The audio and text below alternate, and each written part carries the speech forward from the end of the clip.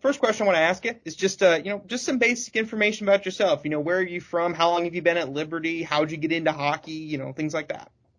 Yeah, I'm actually from north of Toronto, about 2 hours north of Toronto in a town called Huntsville, Ontario. And I came down to Liberty in the mid-1990s as a student, graduated in 1999, and started working at Liberty in 2000, January of 2000. So been here over 20 years now and been involved with coaching for 20 years as well. So, can you expand a bit more about how you ended up really getting involved in hockey early on in your life? I played from a very young age and probably from the age of 5 years old, played. And when I was in high school, actually, I got involved with coaching youth hockey. I did that for a few years back in Canada. Coached actually 1 year at the high school level as an assistant coach, and then when I came to school down here, played for 4 years, and then there was an opportunity for me to be the assistant coach when I graduated. Early on in your career, as you were starting to really get into coaching right out of college, who was your mentor, you would say, that was helping teach you the ropes of how to coach? The two gentlemen I coached high school hockey with back up in Canada were two mentors of mine, Rick Sellon and Tom Nunn. Both of them coached me for a few years up there and were kind of willing to take me on when I graduated from high school to help out with them for 1 year up there. So I would say that they were two of the guys who really helped shape my coaching early on.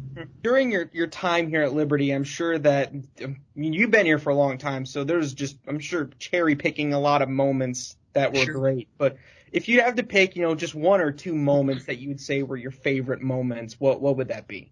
Well, listen, there was a lot of great moments. I'd say, in 2006 when we played in the national championship game and we lost in overtime. That was an outstanding moment for our program. The next year we're going to ACHA Division I and really felt like we had come a long way. That year we were struggling in January, February, and made a great run for basically the second half of February and into March at the national tournament. The game that we opened the LaHaye Ice Center in January 23rd of 2006, that was a great moment for us. First time we'd ever had an on-campus facility. And then, another great moment, we were able to play a professional hockey team here, the Richmond Renegades, and when we first opened up, and that was a lot of fun and something we'd never done before. And then in 2014, when we're able to do the expansion, that really, again, was a real memorable time for us. We're able to kind of be in a different position than we were in 2006. In 2006, we were just happy we had an ice rink on campus. In 2014, we're able to do a lot of things differently with the ice rink, and so it made it into a first-class facility. What types of things were added to that ice rink during the expansion that really helped move your hockey team forward? Yeah, we were able to add a weight room. We're able to add a much better athletic training room. We're able to add a shooting area up here for our guys to go up to. We're able to add a bunch of offices and academic services areas that we didn't have before. So yeah, that was a big deal for us. I would say also, probably just thinking about it, 2 times I can really remember are when we played Penn State. They were a first-year NCAA Division I program. We played them, and here at LaHaye Ice Center. We also played Arizona State out there. It wasn't here at Liberty. It was out there at Arizona State. The first year they were NCAA Division I too. So great experience for our guys and great experience for our program. So, of course, last season, you guys had a very successful season that unfortunately got cut short because of COVID. Yeah. Regarding last season, when you look back on it, do you feel more proud of all that you accomplished, or do you feel more upset about the fact that your season ended up getting cut short? Yeah, well, that's a great question. I think from my standpoint, when the season ended the way it did, it was out of our control and out of everyone's control. And so, I think we preached to our guys, control what you can control. And so I'm going to answer your question by saying that I was proud of our guys with how far we progressed last year. And we grew as a team. We went and played the number one team, Adrian, up at their place and lost the first game. I believe it was 7-3, and the second game we lost 1-0. And the difference between that 7-3 game and the 1-0 game was really indicative of how our season was going to be. And so as we went on through the year, we went on quite a run the second half of the year. We lost one of our first games of the new calendar year to Stony Brook, and then went on quite a run. It led up to the games at the end of the year with Adrian, where we were able to beat them twice by 1 goal in the last minute and a half of the game. And real proud of our guys, because that was the number one team, and we knocked them off twice heading into our conference tournament, which we ended up winning. And then we were preparing for nationals when COVID-19 hit. Well, I mean, I know for a fact that Matt and Jake had a ton of fun covering you guys last year. I know that for a fact. So, speaking of last year again, you won Coach of the Year last year, but there was a quote that you said that I thought was really interesting. You mentioned how this award was a coaching staff award.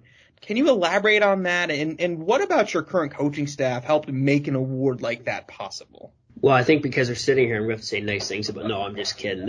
You know what? And I would even take our coaching staff past Jeff, who's been with me for 15 years, Jonathan, who played hockey for us, who's now been with us for a few years. Dan's been with us for 6 or 7 years as well. Dan played in the NHL. To have that experience with us has been phenomenal. But, it comes down to the guys who are surrounding our program. Brian Davidson, the guy who heads up our chapel program.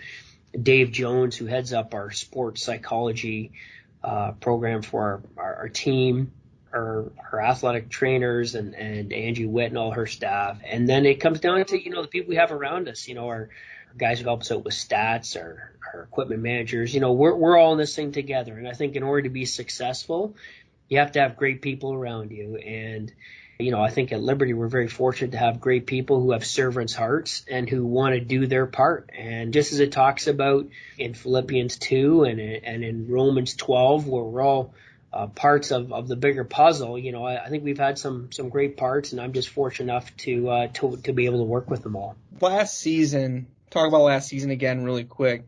You mentioned how important it was. You got the LaHaye Ice Center in 2006 and then expanded it a few years later. But last year, when you guys were playing Adrian, that building was packed out and had so much energy in it. What was that like to be able to see that arena, just see the energy that it had, and to see it really, I guess in a way, kind of come full circle to really kind of the vision I'm sure that you had when you first got that arena in 2006? Well, I mean, it's a privilege every time we get to play in front of our fans. They're first class. They pack the place out. I think that not only the Adrian games last year, but also the midnight games were times where to be honest, in warm-up, somebody take a peek around, you think, man alive, this is a lively crowd tonight, and we want to do whatever we can to get them engaged in the game here. So, in a couple of those games, we were able to get quick leads. I think of the Ohio game where we came out in the first game, and we were able to score 3 goals, I think, in the first minute and a half or something of the game. So, and then there's a time in the second game of the Ohio game, that was another game where I felt like there was great energy in the building too, where we were able to score 3 goals in another minute and a half there later on in the game, I think in the third period with about 9 minutes to go. But you know what? The atmosphere that's been created here is a lot of tribute to all of our staff. We've got a fantastic,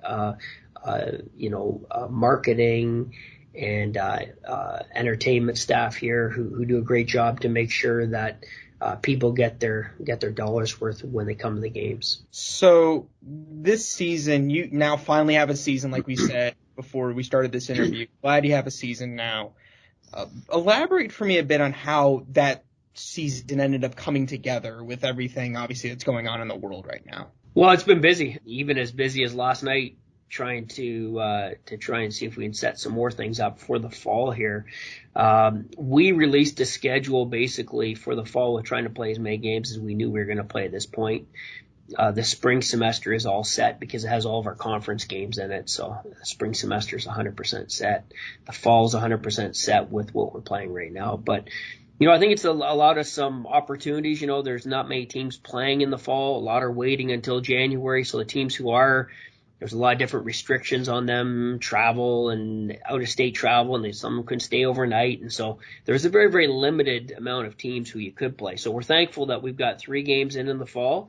I think it'll give us a really good gauge for these 8 new players that we got, kind of where they're at and what we feel like they can do for us. Well, we're very excited for when that time ends up coming. So do you have any goals for kind of the future of the hockey program in particular here at Liberty? Any ambitions or anything that you have to try in the future? Well, I think our goal is to always be the best at the level that we're at. And so, our goal every year is to contend for a national championship. Our goal every year is to contend for a conference championship. And that's our focus, right? Outside of the actual being on the ice, our goal as a program is to have guys put God first and family second and team third, and we want them to grow in their faith. We want them to succeed academically. We had a 3.5 GPA last year, which was the highest we've ever had. We want our guys to have fun, work hard, and enjoy the journey, right? It's a long season, and we want them to have fun being with the guys they're around, but also to work hard and to be able to achieve success at a high level. And finally, we want them to be part of the legacy of Liberty hockey. Since 1985, we've had many guys who've worn the uniform here for the Liberty Flames and have then gone on to make a huge difference with their life and become a champion for Christ off the ice. And I think us setting that strong foundation for them and having them, understand what we're all about and having them, realize that hockey is part of their foundation they're going to build on for the rest of their life. I think it's an important part of us turning out champions for Christ who are champions in their marriage, who are champions as parents and who go out and want to mentor the next generation. One of the things that we've done with be the legacy that we call it, one of our pieces of who we want to be as a program. This year we've developed a prayer partnership with alumni and current players, and it's been neat to see the alumni engaged with it and to see our players are it's brand new to them, so try and get them engaged with it as well. But I think it'll be a unique thing to show them who they can be in the future with having these mentors and prayer leaders out there ahead of them. All right, so one more final question before I let you go. What other tangible things do you do in your program, not even just in the hockey team, but in all of Liberty Club sports, honestly, to be able to make sure that you're training champions for Christ on a daily, weekly, season by season basis? That's a great question. We've been really trying to analyze that over the past 3 to 4 years. And one of the things we've done now is we have one of our assistant athletic directors, Reese Braband.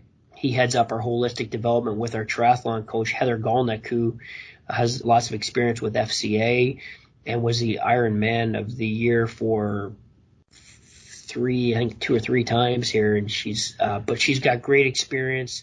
And so the two of them head up our spiritual formation amongst our student athletes. They have a group of about 2 or 3 student athletes from every team who want to say, hey, I want to be a spiritual leader on my team. And they work with them on a consistent basis, had a retreat at the start of the year and then work with them consistently every couple of weeks, get them together. We also have in our case, Brian Davidson. He's had over 40 years of sports ministry experience all across the world. He comes in and works with our guys. And, on top of that, since 2008, we've taken our guys to Sweden, Latvia, Russia, China, and last January we took them to Finland. We were planning on taking the girls back this January to Finland. We're going to wait a year, but those are great opportunities for our guys to get out and to use hockey as a platform to make a difference. Thank you very, very much for your time. And once again, we're incredibly excited to cover you guys this year, and best of luck to you. And we look forward to calling your first game. All right, thanks, Josh. Have a great day.